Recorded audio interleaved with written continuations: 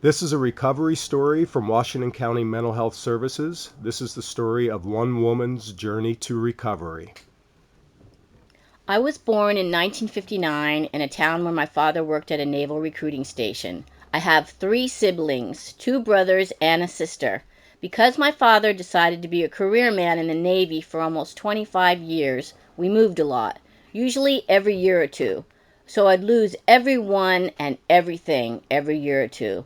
By the time my father retired in 1974, I had gone to 12 schools.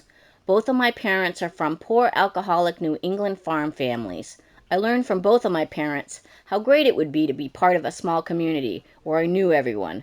My parents gave me this gift in 1974 when we settled in a rural Vermont town, and I enrolled in my 13th school, the high school from which I graduated. Neither of my parents had a skill set for raising children because of their histories of poverty and family alcoholism.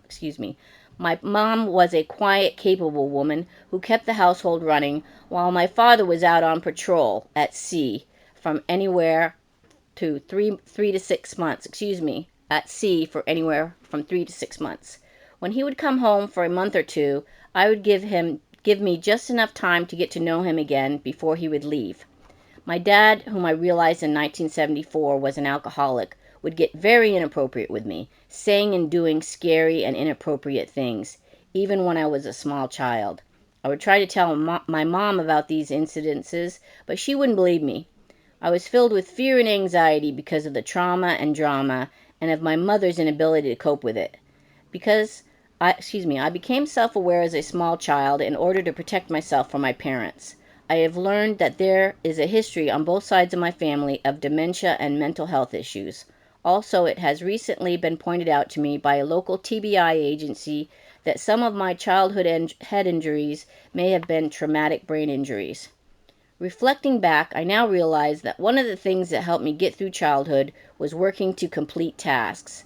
I felt good to be united with my siblings on chores that were assigned by my parents. It helped to relieve the confusion and chaos of my childhood, to be of use. I graduated from high school with a B+ average and honors, as my parents expected me to. My academic success in high school did not transfer to college. By the 2nd semester, I was on academic probation, and by the 4th semester, I was not well. I was not getting the support I needed from my parents. Also, I was concerned about male friends and family members who were in the military and were likely involved in the Persian Gulf War.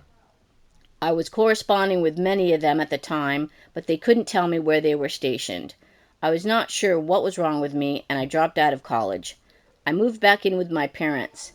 It was clear that my father didn't want me in the house and would have preferred that I move on. I couldn't find permanent employment in Vermont after I dropped out of college, so I went to California to live with my sister and brother-in-law. I found a job at a bank just down the street from where they lived. I stayed in banking for 5 years and met my husband, who was working at the same bank. While I was married, I took more than one career exploration course at local community colleges and discovered that, among other things, I was interested in early childhood education. It took me 20 years, but I finally did earn an associate degree in early childhood education. After 8 years, my marriage ended in divorce and bankruptcy. At my family's suggestion, I went to live with my brother and his family in Southern California, where my brother was in the Navy. After about a month, I wasn't sleeping or eating regularly. Nothing felt right.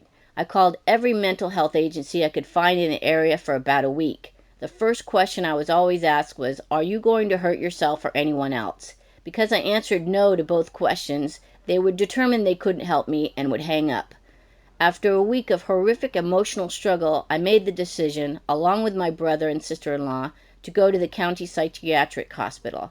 After a 6-hour wait there, the staff decided to put me on a 72-hour hold. This was in December, which is now a loaded month for me because of this experience and the many family anniversaries and birthdays at this time of year, not to mention Christmas. My family decided I would return to Vermont to live with my parents and get some help. Returning to my parents' house seemed to be like going backwards, returning to an environment that I thought I had escaped. In the spring of 1992, I became a client of Washington County Mental Health Services. I started therapy and a day program that ran Monday through Friday. I had a case manager who helped me to look for jobs, which I wasn't able to keep when I got them. Finally, in December of 2008, I interviewed and was hired for Washington County Mental Health's Peer Line, which is a warm line. Being accepted to work on the Peer Line for 2 years helped me to reestablish limits and boundaries. I had to follow the policies outlined in the manual. I had to be responsible and attend mandatory meetings twice a month.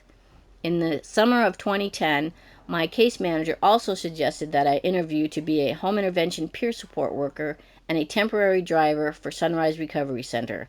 I interviewed and was hired for each of these jobs. My 2 supervisors thought I was responsible and had the skill set to do these jobs, and it made me feel good that they even wanted to interview me. As an adult, I'm beginning to realize how important work has been to me throughout my life and how much it benefits my mental health.